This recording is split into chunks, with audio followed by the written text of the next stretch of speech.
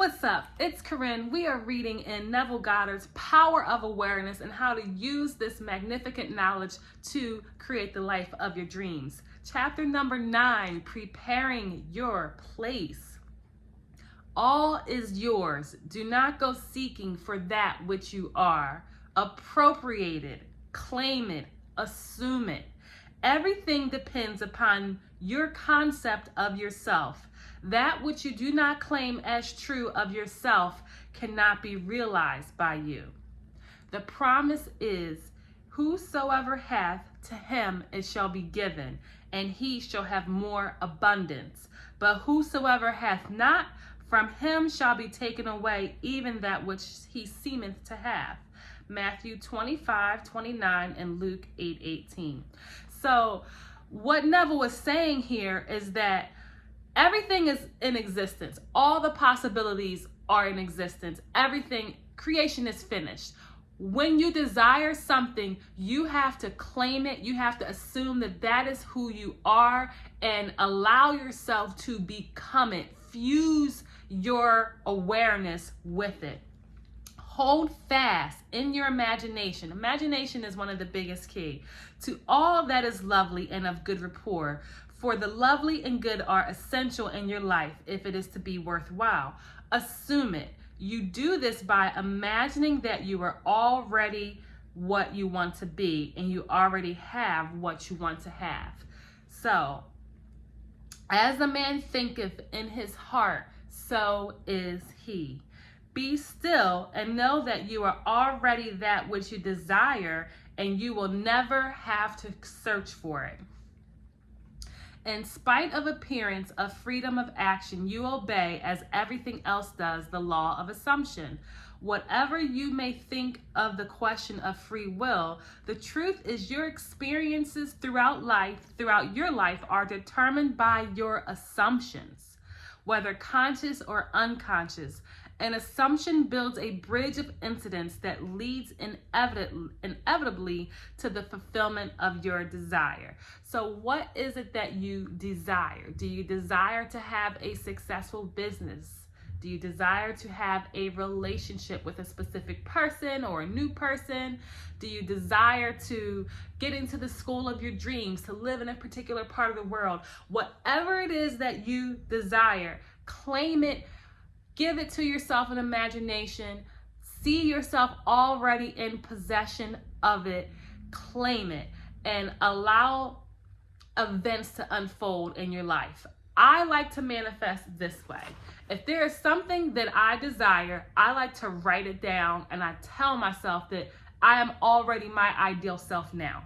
That is one of my biggest affirmations. I'm already my ideal self now. So if I am scripting, writing something out, or deciding that, hey, this is the way things are, and I'm affirming it, but it hasn't happened in the 3D world, I just continue to affirm for it throughout the day, and within a day or two, I begin to see the evidence of it show up. It might not manifest 100%, but if it's the case of like making more money, I might start getting more phone calls. I might start booking more events. And as you persist, the world will mirror back to you how you are feeling and what you have assumed and appropriated and what you claim.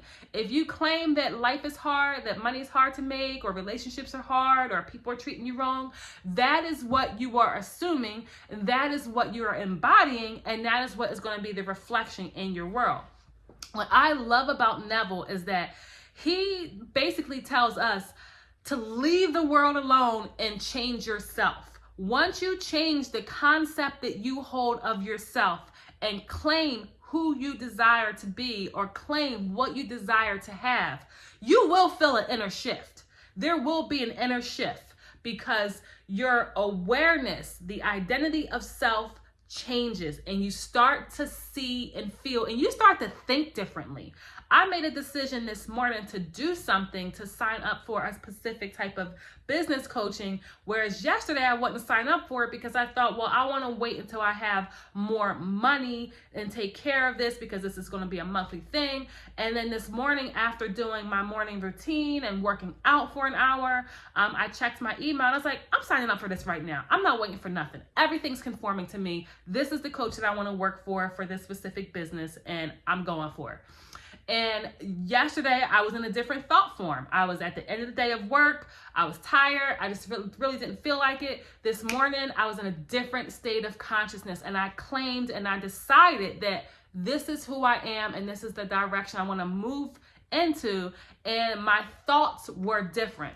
When you begin to identify as a different person, you think different thoughts. You come to different conclusions. So don't ever try to dismiss the power of an assumption, because once you claim a state of consciousness, once you claim a state of being of this is who you are, you think different thoughts and you become a different person. And because you have made that decisiveness to assume this new character, to assume this new position in life, you're going to be receiving different inspirations. You're not going to hesitate to commit to a long-term financial situation because you already know that you're the person that is bringing in 6 figures a month or whatever it is that your goal is. So claim it. Now let's get back to the chapter. This is one of my favorite chapters. Man believes the future to be the natural development of the past. But law of assumption clearly shows that this is not the case. Your assumption places you psychologically where you are not physically. Then your senses pull you back from where you were psychologically to where you are physically. So basically, when you make an assumption, when you go within and appropriate a different person or a different character, you transport yourself there psychologically. When you open your eyes, it's like, okay, it's a different physical reality, but you've just made that connection and impregnated yourself with this new reality, and it will come to pass. It is these psychological forward motions that produce your physical forward motions in time. Precognition permeates all the scripture of the world. And what Neville is saying in this chapter is that some people think that your future is the progression of the past or natural development. It is what we choose psychologically. It is what we decide. It is what we claim. It is what we assume of ourselves. Now, this is a quote from the Bible that Neville puts in here that I absolutely love. I'm not a super religious person, but when Neville talks about the Bible, it just really speaks to me. In my Father's house, there are many mansions. If it were not so, I would have told you. I go to prepare a place for you. And if I go and prepare a place for you, I will come again and receive you unto myself, that where I am, there ye may be also. And now I have told you before it came to pass, that when it comes to pass, ye might believe. I love that. Neville explains it. The I in this quotation is your imagination, which goes into the future, into one of the many mansions. Mansion is the state desired.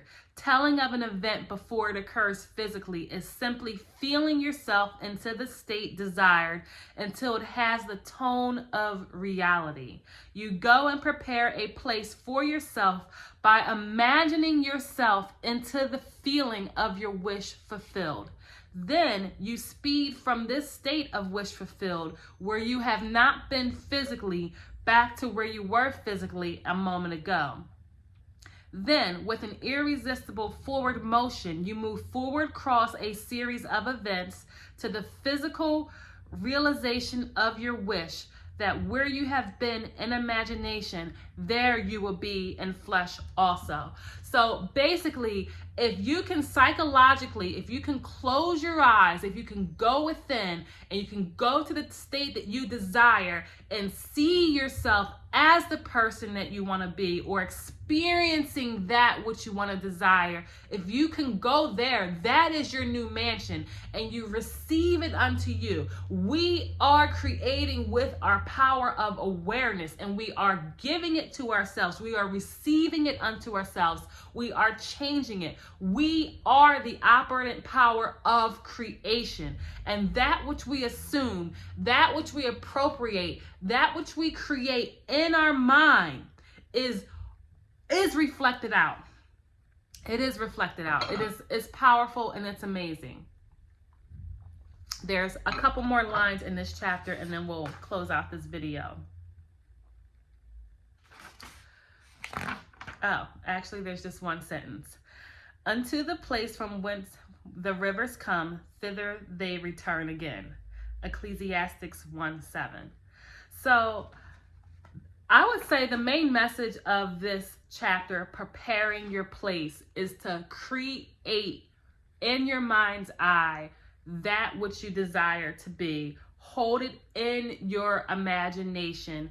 Claim it, appropriate it. Because everything depends upon your self-concept, your concept of yourself.